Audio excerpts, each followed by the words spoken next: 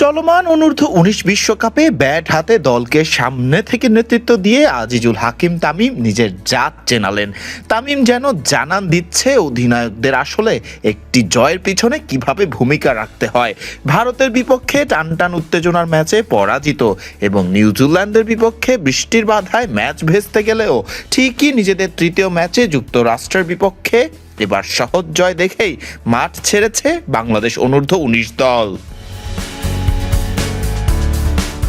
এদিন শুরুতেই টসে জিতে ফিল্ডিং করার সিদ্ধান্ত নেয় বাংলাদেশ অনূর্ধ্ব-19। বল করতে নামা বাংলাদেশ অনূর্ধ্ব-19 বোলাররা নিজেদের সিদ্ধান্তকে যৌক্তিক প্রমাণ করেন খানিকটা বাদেই। দলীয় 100 রান হবার আগেই যুক্তরাষ্ট্র অনূর্ধ্ব-19-এর 5 ব্যাটারকে সাজঘরে ফেরান ফাহাদ, ইমন, রিজানরা। এরপর যুক্তরাষ্ট্র অনূর্ধ্ব-19-এর ব্যাটাররা হাল ধরার চেষ্টা করলেও বাংলাদেশ অনূর্ধ্ব-19-এর বোলারদের বোলিং তাণ্ডবে যুক্তরাষ্ট্র অনূর্ধ্ব-19-এর অল আউট হয়ে যায় 199 রানেই। বাংলাদেশের হয়ে 3টি উইকেট শিকার করেন মোহাম্মদ ইকবাল হাসান ইমন, 2টি করে উইকেট পান রিজান হোসেন, আল ফাহাদ এবং শাহরিয়ার আহমেদ।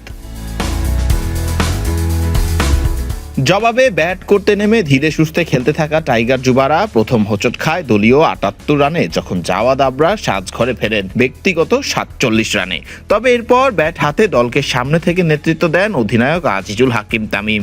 তামিমের ব্যক্তিগত 64 রানের উপর ভর করে এই ম্যাচ শেষ পর্যন্ত নিজেদের করেই মাঠ ছেড়েছেন টাইগার যুবারা।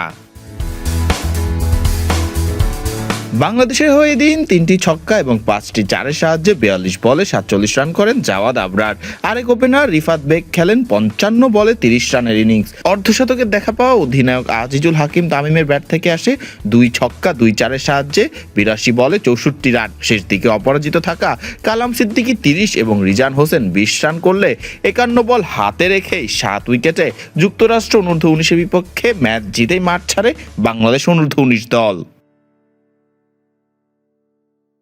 ফরদিন রহমান সকাল, বিডি ক্রিক টাইম।